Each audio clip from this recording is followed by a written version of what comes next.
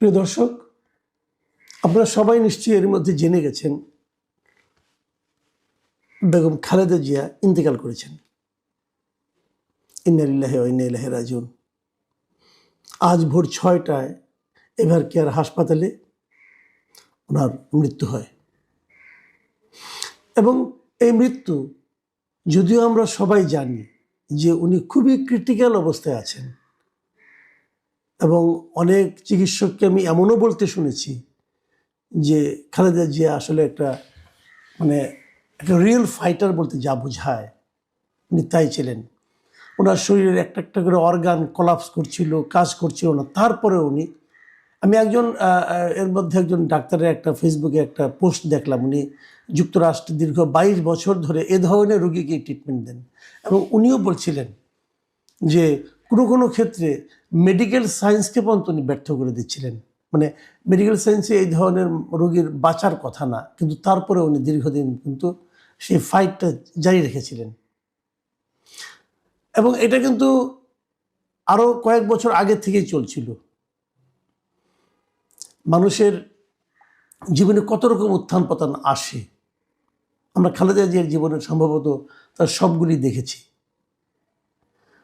উনি একদম গৃহবধূ ছিলেন, একদম গৃহবধূ থেকে উনি প্রধানমন্ত্রী হয়েছেন। উনি রাজনীতিতে আসতে চাননি, কিন্তু সেই সময়টা আমার মনে আছে, আমি তখন ইউনিভার্সিটির স্টুডেন্ট ছিলাম। রাজপথে আমি খালেদা জিয়াকে খুব কাছে থেকে দেখেছি এবং উনি গৃহবধূর মতোই ছিলেন, সাধারণ মানুষের সঙ্গে মিশতেন এবং আমি দেখতাম যে অবস্থান ধর্মঘট হতো, উনি রাজপথে এই রোদের মধ্যে একটা পত্রিকা বিছিয়ে হতে বসে থাকতেন। আমার নিজে চোখে দেখা এগুলো। সেখান থেকে উনি প্রধানমন্ত্রী হয়েছেন এবং অনেক কিছু করেছেন। আমরা যদি ওনার জীবনটাকে একটু দেখি, আপনারা দেখবেন 1945 সালে ওনার জন্ম, 91 সালে উনি প্রধানমন্ত্রী হয়েছেন। এর আগে 81 সালে ওনার স্বামী মারা যাওয়ার পর উনি কিন্তু অনেকে হয় না যে মারা গেল তারপরে সবাই এনে ওনাকে বসিয়ে দিল, তা কিন্তু হয়নি। 81 সালে ওনার স্বামী মারা গিয়েছে, উনি দলের দায়িত্ব নিয়েছেন 84 সালে।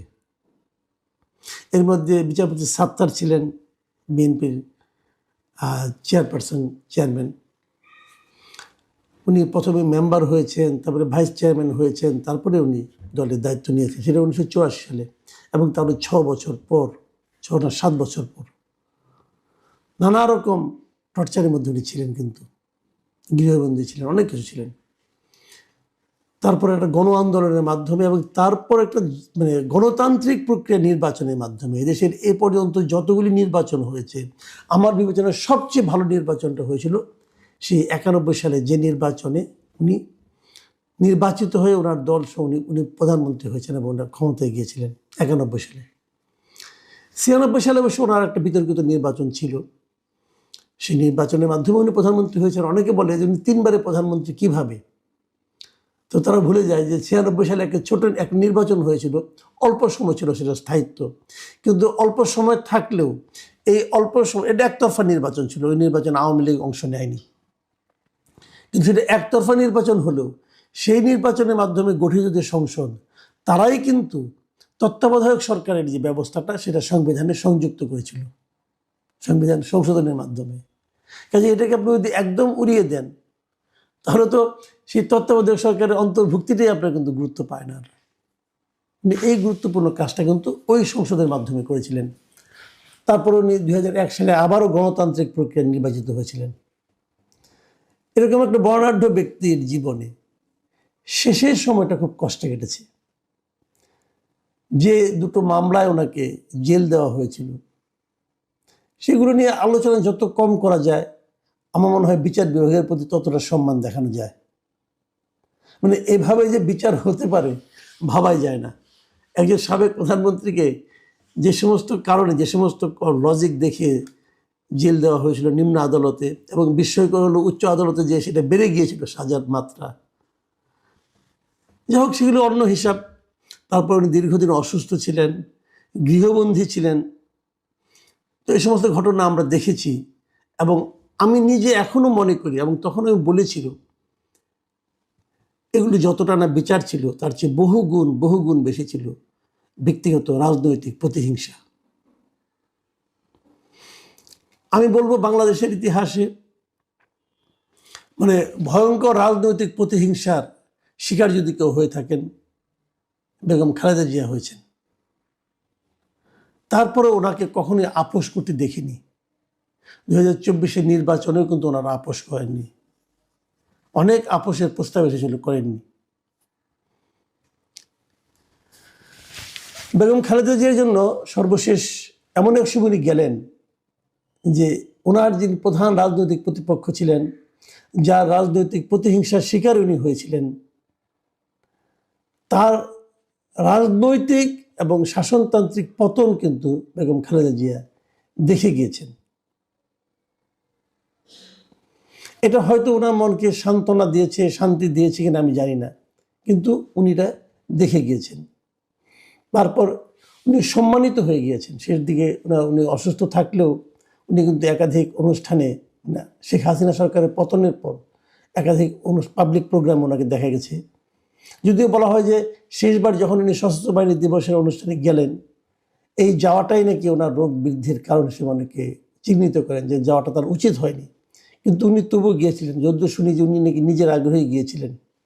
অনেকের সঙ্গে দেখা হয়েছে, অনেককেই উনি দেখেছেন, এবং উনি মানে একজন সরকারের কোনো অংশ না হওয়া সত্ত্বেও উনি কিন্তু সেখানে সবচেয়ে সম্মানিত ব্যক্তি হিসেবেই উপস্থিত ছিলেন। যাই হোক, উনি এমন একটা সময় গেলেন যখন নাকি আরেকটা জাতীয় নির্বাচন একদম সামনে, ঠিক 1.5 মাস পরে এক নির্বাচন হবে। এবং আমার কাছে একটু মানে অস্বাভাবিক লেগেছিল যে এই নির্বাচনে ওনাকে তার দল প্রার্থী একাধিক আসনে প্রার্থী করেছে, এবং মনোনয়নপত্র দাখিলের সময় কোনো টিপসই নিয়ে মনোনয়নপত্র দাখিল করা হয়েছে। আইসিইউতে থাকা একজন লোকের টিপসই নিয়ে মনোনয়নপত্র দাখিল করার কী প্রয়োজন ছিল এটা আমি জানি না, কিন্তু এটা নিয়ে আমি গতকালকে একটা কন্টেন্ট করেছি। আমি মনে করি এই রাজনীতিটুকু ওনাকে নিয়ে না করলেও হতো। আমি ওনার দলের সমালোচনাই করছি এই ব্যাপারে।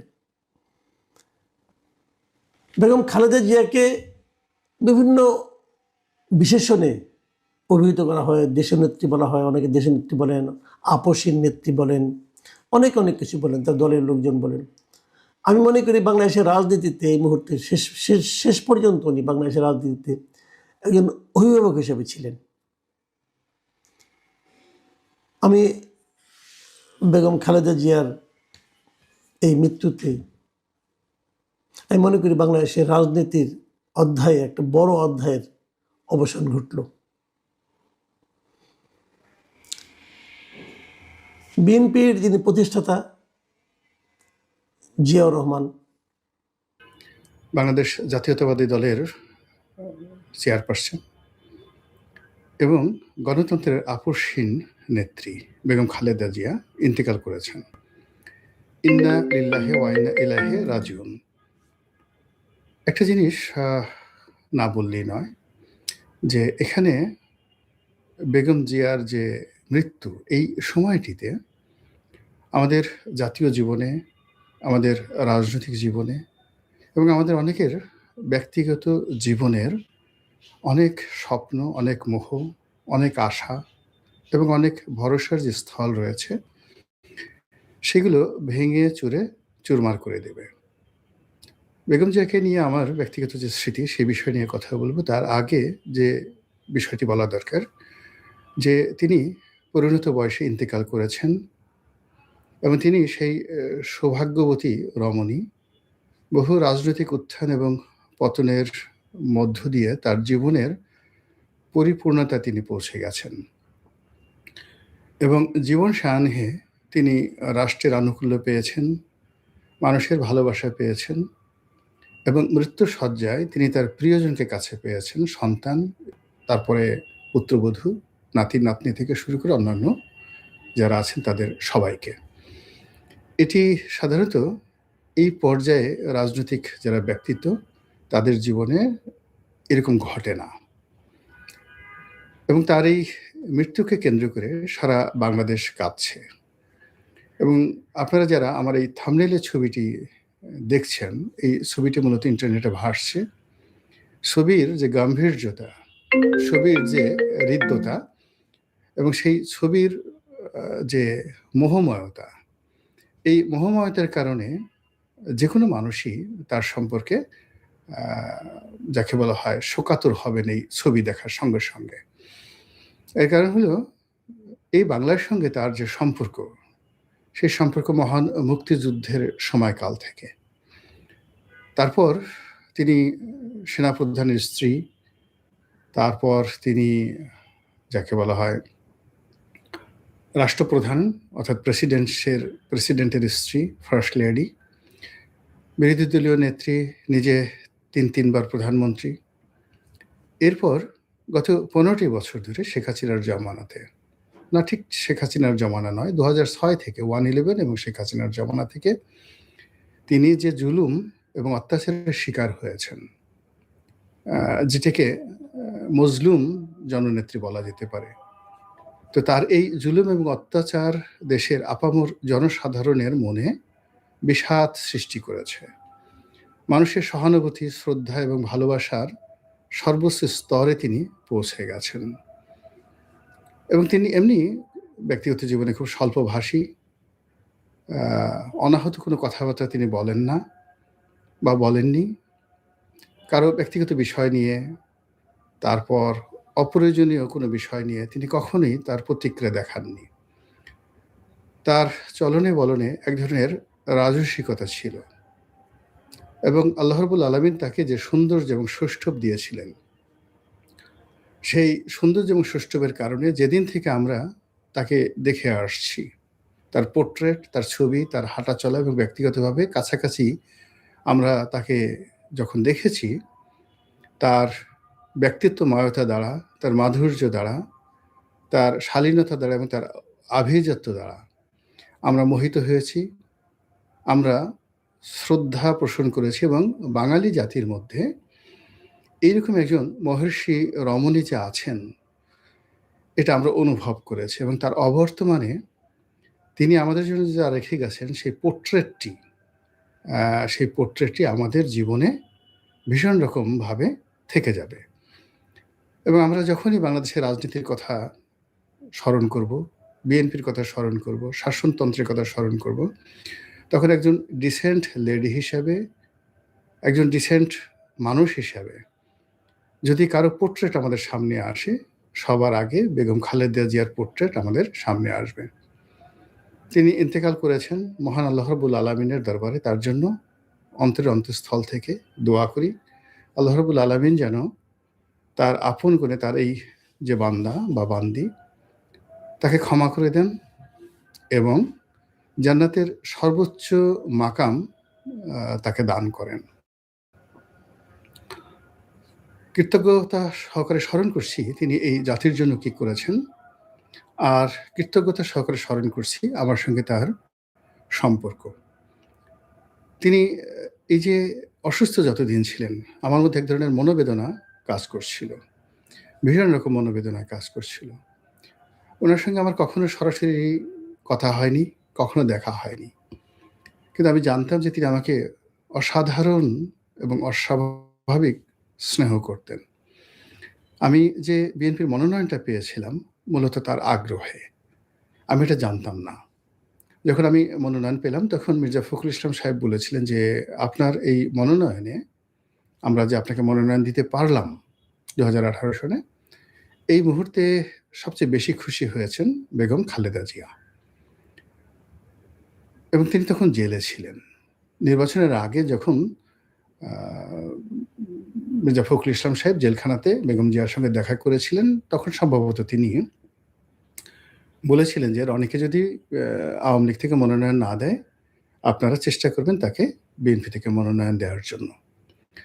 তো সেই কথার প্রেক্ষিতে মির্জা ফখরুল ইসলাম আলমগীর বলতে গেলে জনাব তারেক রহমান সাহেবের সঙ্গে আলোচনা না করেই আমার মনোনয়নটি তিনি নিশ্চিত করেন।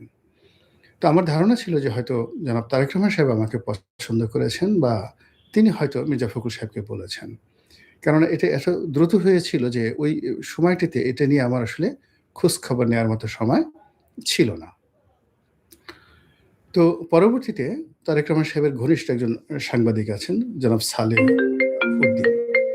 তো জনাব সালেউদ্দিন ছিলেন, তো থাকার কারণে তিনি কি হলেন, আমি তার কাছে শুনেছি যে আমার এই মনোনয়নের ব্যাপারে মির্জা ফখরুল সাহেবই আসলে ভূমিকা নিয়েছেন। তারেক রহমান সাহেব বরং একটু বিরক্ত হয়েছেন। এই কারণে বিরক্ত হয়েছেন যে মির্জা ফখরুল সাহেব আমাকে যে মনোনয়ন দেওয়া হবে এই ব্যাপারে রহমান সাহেবের সঙ্গে আসলে কোনো আলাপ আলোচনাই নাকি করেননি। এটা সালেহ সাহেব আমাকে বলেছেন পরবর্তীতে। এনিওয়ে নির্বাচনের নমিনেশন পাওয়ার পর আমি আ তারেক রহমান সাহেবের সঙ্গে একাধিক কথাবার্তা বলেছি। তার সঙ্গে আমার হৃদ্যতাপূর্ণ সম্পর্ক ছিল বা এখনো আছে। কথা হয়েছে, দীর্ঘক্ষণ কথা হয়েছে। কিন্তু এই বিষয়গুলো নিয়ে কখনো আলোচনা হয়নি। তো আমার সঙ্গে বেগম জিয়ার যে সম্পর্কটি এটা কিভাবে হলো এটা আমি খুব সংক্ষেপে আজকে আপনাদেরকে বলছি। সম্ভবত ২০১৩ সনে আমি তখন সংসদ সদস্য। পার্লামেন্টের মধ্যে, পার্লামেন্টের বাইরে আওয়ামী লীগের লোকজন দেখা গেল কোনো উপলক্ষ হলেই বিএনপিকে একটা গালি দিতে হবে, জিয়াউর রহমান সাহেবকে একটা গালি দিতে হবে, বেগম জিয়াকে নিয়ে অশ্লীল অশ্রাব্য কথাবার্তা বলতে হবে। এটা একটা আওয়ামী লীগের স্টাইলে পরিণত হয়েছিল। এবং আওয়ামী লীগের অনেক সিনিয়র নেতৃবৃন্দ, জুনিয়ররা তো বটেই, তাদের মধ্যে একটা ধারণা ছিল যে যদি বেগম জিয়াকে একটি গালি দেওয়া হয়, তাকে নিয়ে যদি অশ্লীল এবং অশ্রাব্য বক্তব্য দেওয়া হয় পার্লামেন্টের ভিতরে এবং বাইরে, তাহলে হয়তো তাদের নম্বর বৃদ্ধি পাবে এবং দলীয় প্রধান তাদেরকে পুরস্কৃত করবেন। তো এইজন্য আপনারা দেখবেন যে ওই পার্লামেন্টে প্রচুর আজে-বাজে কথা পার্লামেন্টের ভিতরে এবং বাইরে হয়েছে। তো আমি তখন একেবারে তরুণ সংসদ সদস্য। আমার অত অভিজ্ঞতাও নাই, কোনো কিছু নেই। কিন্তু বিষয়টা আমার কাছে আসলে ভালো লাগেনি। আমি একেবারে বিএনপির সঙ্গে আমার ওইরকম রাজনৈতিক সম্পর্ক ব্যক্তি পর্যায়ে কারো সঙ্গেই ছিল না ২০০৯, ১০, ১১, ১২ সনে। টক শোতে যেতাম। যারা টক শোতে আসতেন, বিশেষ করে আ পাপিয়া ছিলেন, নীলুফার চৌধুরী মনি, তো শামসুজ্জামান দুদু, যারা নিয়মিত আসতেন, আসাদুজ্জামান রিপন, মূলত টক শো কেন্দ্রিক যে একটা বলয় বিএনপির সঙ্গে আওয়ামী লীগের, ওখানে তাদের সঙ্গে আমার একটা ব্যক্তিগত সম্পর্ক হলো এবং তার মধ্যে পাপিয়ার সঙ্গে আমার একটা ব্যক্তিগত বন্ধুত্ব হয়ে গেল। একেবারে বন্ধুত্ব হয়ে গেল। তো যাই হোক, তখন আমি লিখতাম, নিয়মিত লিখতাম সমস্ত পত্র-পত্রিকায়, শুধু টক শোতে যেতাম না। এটা ১১-১২ সনের কথা বলছি। তখন বাংলাদেশের ১ নম্বর পত্রিকা এখনো আছে, আ বাংলাদেশ প্রতিদিন।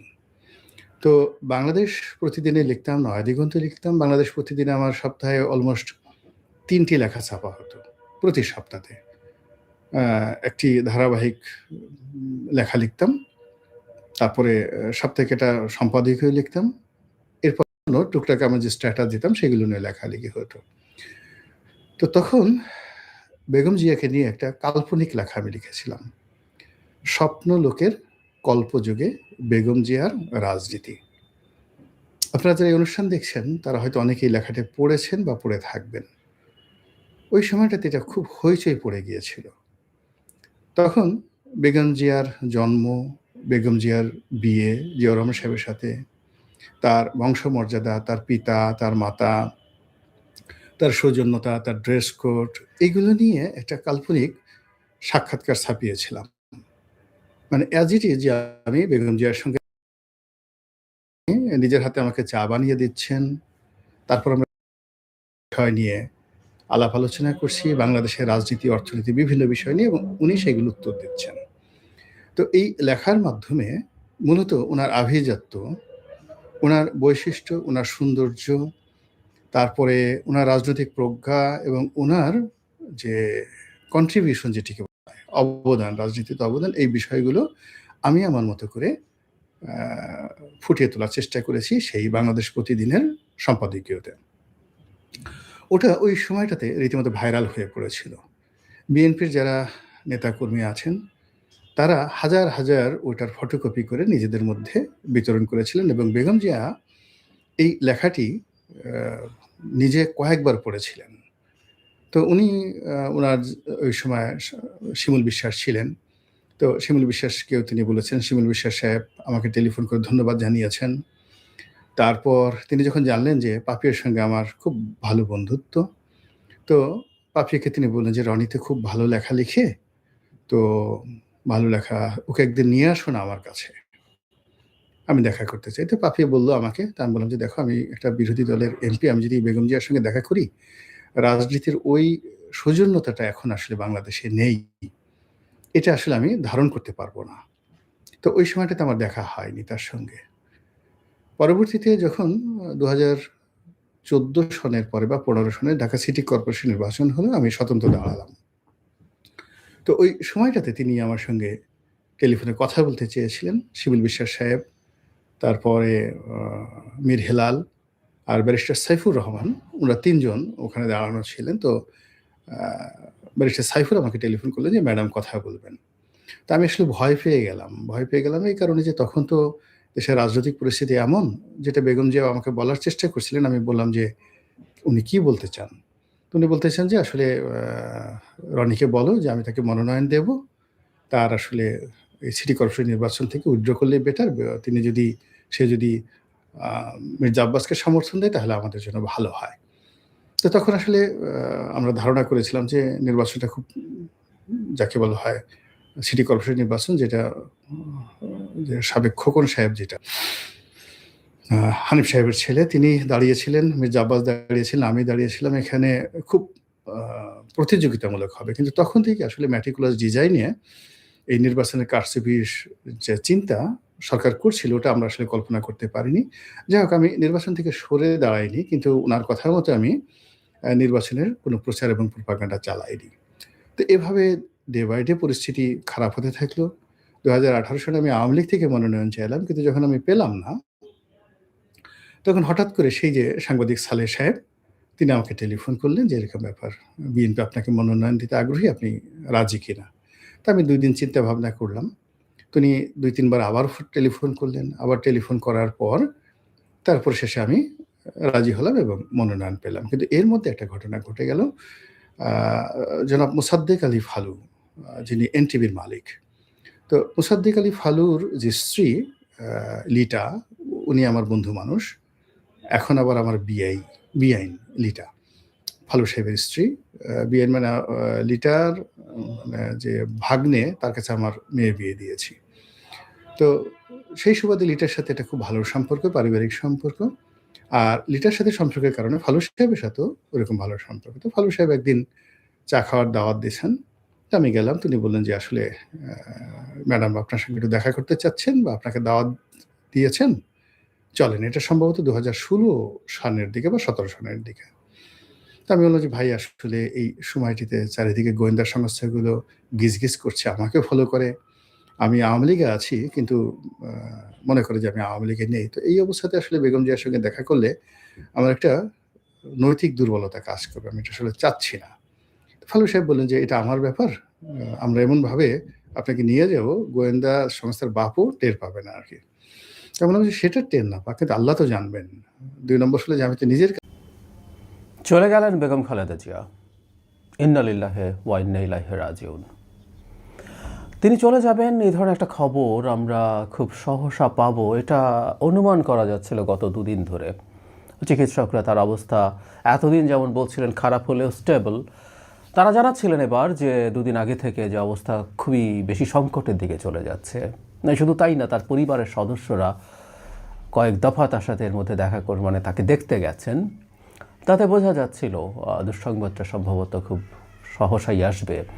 আর শুধু এটা না, তিনি এই দফা যখন অসুস্থ হয়ে হসপিটালে গেলেন, তার যে ধরনের শারীরিক জটিলতা ছিল এবং শেষ পর্যন্ত তাকে বিদেশে নেওয়ার মতো ফিটনেস না পাওয়া, সব কিছুই এক ধরনের ইঙ্গিত দিচ্ছিল তিনি সম্ভবত আর থাকছেন না। আমরা এরকম মানুষ বা যে কোনো মানুষ যখন ইন্তেকাল করেন, আমরা বিদায় লিখি। আমি রাদার বলতে চাই, আমরা কেন তাকে বিদায় বলবো? আমি তাকে বিদায় বলতে চাই না, বিদায় বলবো না। কেন বলতে চাই না সেটা প্রসঙ্গে আসছি। বেগম খালেদা জিয়াকে নিয়ে যখন এই ইনস্ট্যান্টলি কিছু কথা বলতে চাইছি, আমি জানি না কি বলতে পারবো। এত বড় একটা বর্ণাঢ্য রাজনৈতিক জীবন, এবং এটা বোঝাচ্ছি না তার রাজনৈতিক জীবনের সব কিছু শুদ্ধতম, সব কিছু সঠিক। এটা হয় না। আমাদের এই অঞ্চলে এক ধরনের প্রবণতা আছে, আমরা ক্যানোনাইজ করি, আমরা সন্তত্ব আরোপ করি কারো উপরে। না, বেগম খালেদা জিয়া একজন মানুষ ছিলেন, দোষে গুণে মিলিয়ে মানুষ ছিলেন। তার ভুল আছে রাজনৈতিক জীবনে, কোনো সন্দেহ নাই, কিন্তু তিনি শেষ পর্যন্ত পুরো জীবনের দিকে যদি তার তাকাই, শেষ পর্যন্ত তিনি এসে যে জায়গায় থেকে চলে গেলেন, সেটা অবিশ্বাস্য, সেটা অসাধারণ। একজন মানুষ গোটা জীবন রাজনীতি করা এবং এবং সত্যিকার অর্থে নিজের জীবনে অসংখ্য স্যাক্রিফাইস করার যে নজির তিনি স্থাপন করে গেছেন, এটা বহুদিন আলোচিত হবে। কয়েকটা কথা একটু টাচ করি আজ। এটা ঠিক তার জীবন নিয়ে তার উল্লেখযোগ্য কোনো কিছু বলা তা না, ইনস্ট্যান্টলি মনে আসছে। একটা মানুষ চলে গেলে হয় না, আপন মানুষ একেবারে পরিবারের মানুষ যখন চলে যায় আমাদের কতগুলো স্ন্যাপশট মাথায় আসে সেই মানুষটার সাথে ইনস্ট্যান্টলি। কিছু স্ন্যাপশট, আমার বাবা চলে গেলেন গত বছর, আমার তখন ওই স্ন্যাপশটগুলো মাথায় আসলো মুহূর্তের মধ্যে। আমি এই এক্সপিরিয়েন্সের মধ্যে প্রথম গেলাম।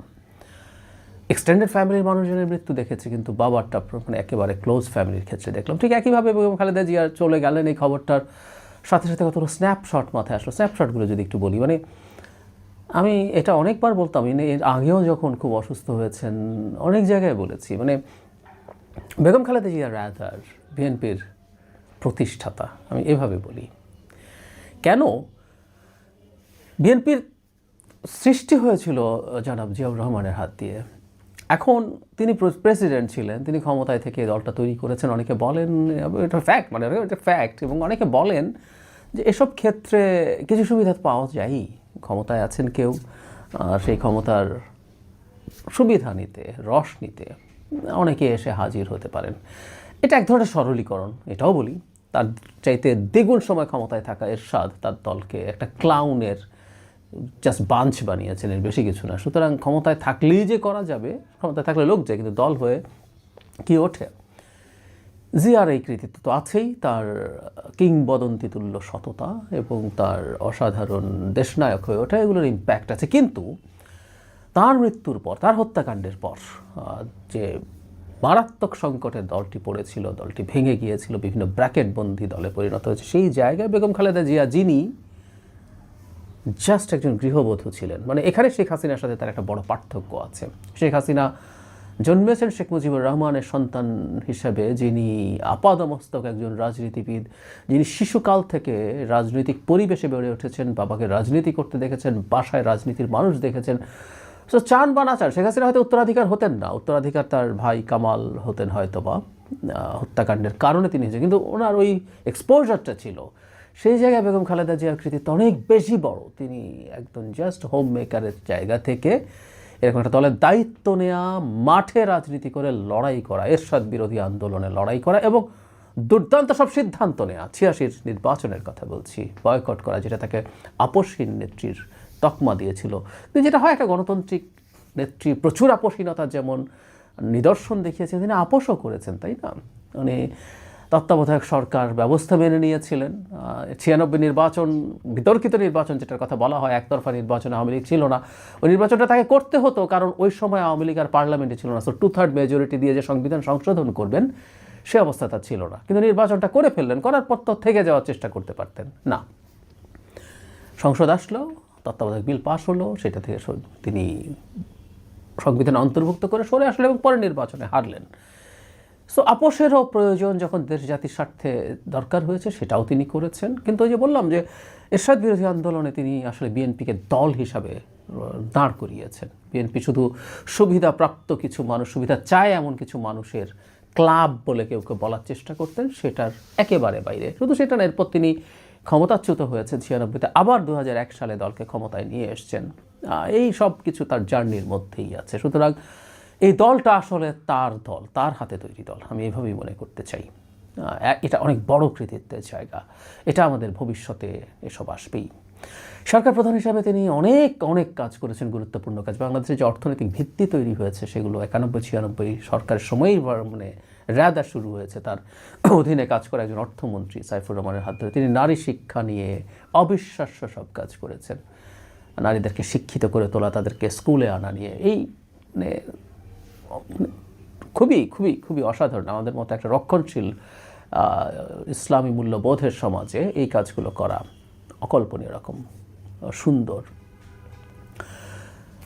আপোষহীনতার একটা অসাধারণ নজির তিনি ২০০৭-৮ যে তত্ত্বাবধায়ক সরকার হয়েছিল সে সময় দেখিয়েছিলেন, এবং তাকে দেখে শেখ হাসিনা পর্যন্ত সাহসী হয়ে উঠেছিলেন।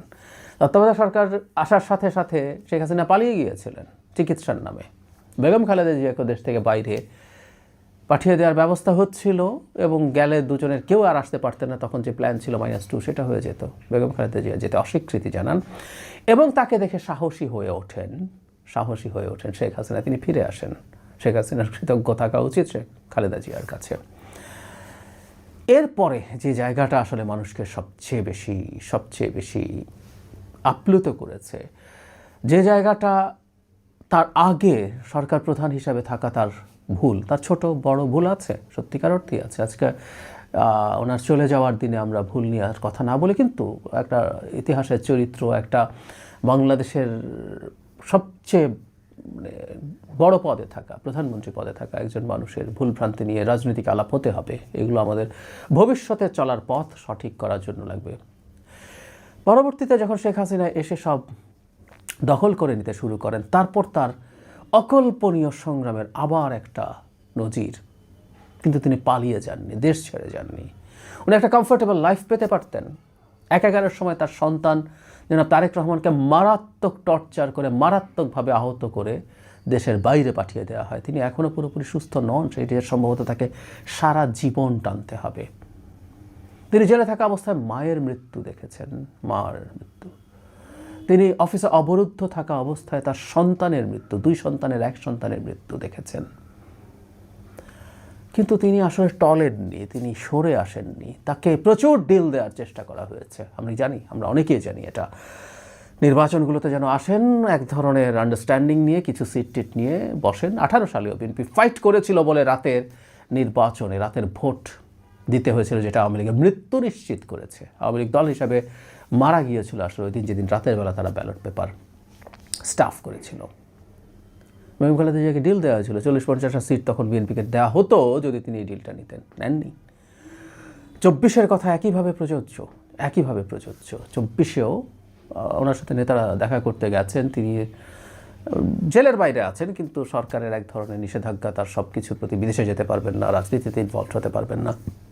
কিন্তু যেসব মানুষজন তার সাথে দেখা করতে গেছেন, অন্যান্য রাজনৈতিক দলের যারা বিএনপির সাথে যুগপৎ আন্দোলনে ছিল, এদের কারোর সাথে আমার কথা হয়েছে, উনি বারবার ওই কথাটা বলছিলেন, কেউ যেন এই নির্বাচনে না যায় সেটা নিশ্চিত করার চেষ্টা করুন। আমি আরেকটা কথা বলি সবসময়, এভাবে বলা, এটা মেডিকেল সায়েন্সের পয়েন্ট অফ ভিউতে, আমাদের বিশ্বাসের জায়গা থেকে না। সেটা জন্য ওনার আয়ু স্যাক্রিফাইস করেছেন।